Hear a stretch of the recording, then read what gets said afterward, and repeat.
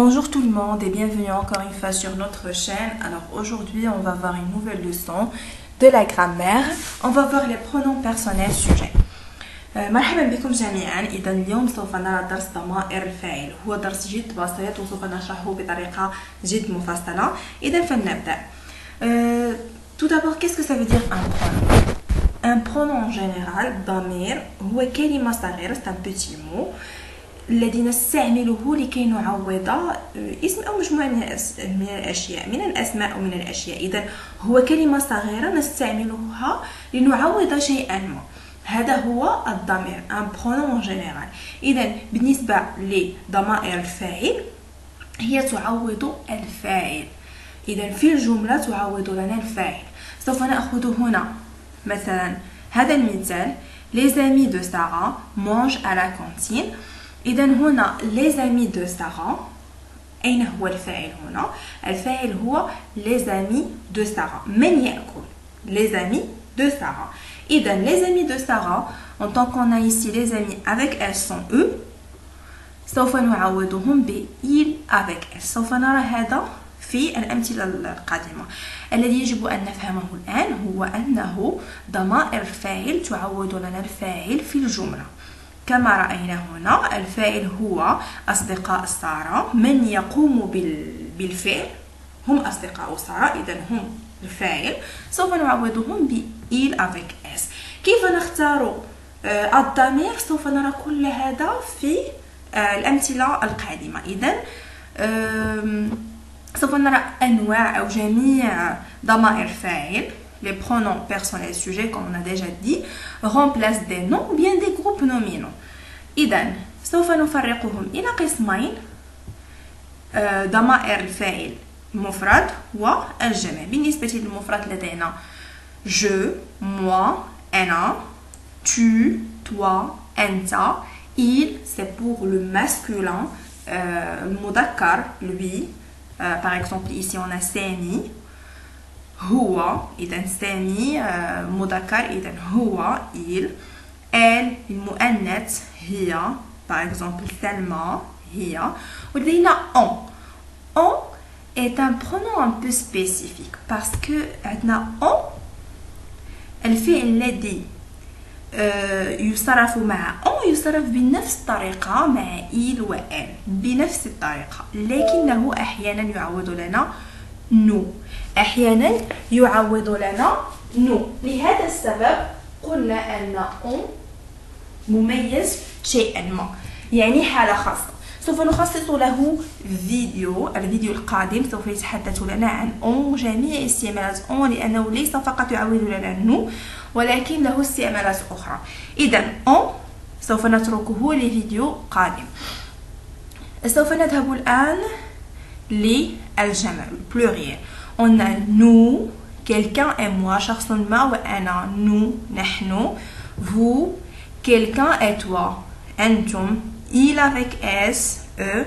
les amis par exemple, ici les amis sont eux, يعني avec s sont eux, يعني مذكر جمع, جمع مذكر, masculin pluriel. إذن هم, il avec s. و elle avec s جمع مؤنث. les amis avec eux s, جمع s مؤنث eux, هن. إذا هذه هي ضمائر الفاعل, les pronoms personnels sujets. سوف نرى je. je يجب أن نحضر مع je لأننا أحيانا نكتب je وأحيانا نكتب j apostrophe. j apostrophe on fait la liaison. متى نكتب j apostrophe؟ عندما يكون عندنا فعل, الفعل الذي يأتي بعد je يبتدئ ب voyelles. les voyelles sont a, e, i, u, o. يعني إذا وجدنا أحد هذه الحروف في أول الفعل أو وجدنا h muet. h muet. هنالك نوعان من h. لدينا h muet, h aspiré. on va voir ça dans une nouvelle vidéo. ولكن اليوم سوف فقط نكتفي بهذا. سوف نرى متى, ليس متى وإنما كيف نفرق بين h muet و h aspiré. ولكن ما يجب أن نفهمه الآن هو عندما يكون جو أمام أحد هذه الحروف أو أمام أش وليس دائما أش فقط نوع واحد من أش نكتب جي أبوستروف. إذا نأخذ بعض الأمثلة لكي نفهم. je prépare لدينا بي هو أول حرف. إذا بي ليست فويل وليست H muet. P est une consonne. Alors je prépare. Je ne vais pas écrire G apostrophe. لن أكتب G apostrophe. J'habite H muet. إذا كتبت G apostrophe. Je marche M ليست voyelle وليست H muet. لذلك كتبت je marche. J'adore A. Je souhaite S. and j'irai I. إذا هذا بالنسبة لي je. الآن سوف نأخذ بعض الأمثلة لكي نفهم كيف نعوض un groupe nominal ou bien un nom par un pronom personnel sujet. إذا هنا لدينا مثلا المثال الأول Mia s'est déguisée en princesse. Mia ارتدت ملابس كالأميرة. إذا هنا لدينا ميا هو اسم لفتاة وهي شخص واحد. إذا سوف أعوضها ب elle. Elle s'est déguisée en princesse. المثال الثاني علي est en voyage. علي هو اسم شخص. علي مسافر. إذا علي هو اسم ذكر وهو شخص واحد. إذا سوف أعوضه ب il. Il est en voyage. سليمة et moi préparons à manger. سليمة وأنا نحضر الأكل. إذا سليمة وأنا quelqu'un et moi شخص ما وأنا. إذا nous préparons à manger. Tes cousins et toi avez visité vos grands-parents. يعني أولاد عمك أولاد خالك وأنت ذهبتم لزيارة أجدادكم. إذا quelqu'un et toi c'est vous. Vous avez visité vos grands-parents. Les enfants jouent à cache-cache. الأطفال يلعبون غميضة. إذا les enfants ils jouent à cache-cache. إن كنا فقط فتيات سوف نقول elles. هذا ما سنراه في هذا المثال. Les filles préparent un beau gâteau au chocolat. الفتيات يحضرن يعني حلوى لذيذة بالشوكولا. هنا لأنهن فقط فتيات وجمع elle avec S. Elle prépare un beau gâteau au chocolat. وبالنسبة للمثال الأخير لدينا أسيا هبة وسامي. إذا لاحظتم أسيا فتاة هبة فتاة سامي فتاة. أسيا هبة وفتاة sont dans la classe. إذا هم في القسم. إذا لاحظتم لدينا فتاتان وفتى واحد.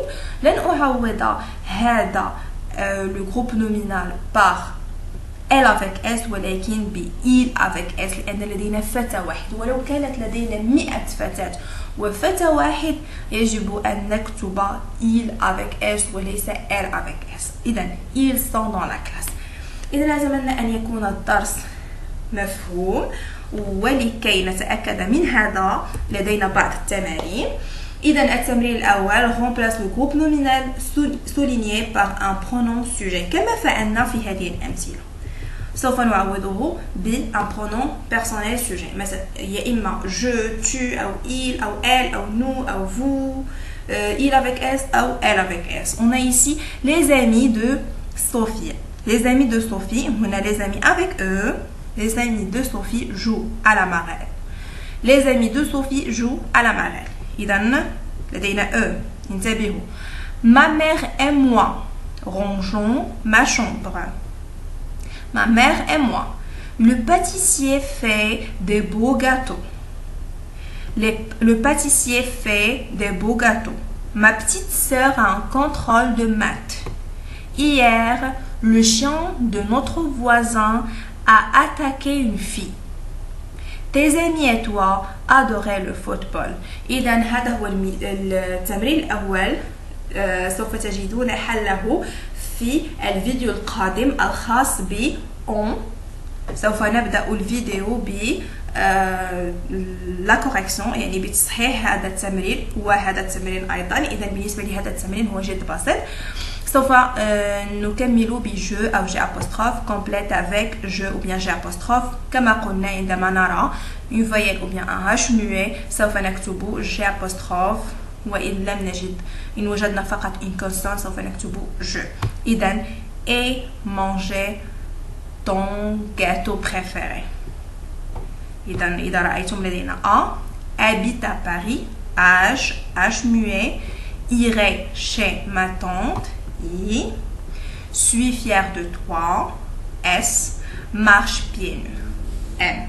إذا هذا كله شيء صحيح كما قلنا في الفيديو القادم وإلى اللقاء. Au revoir.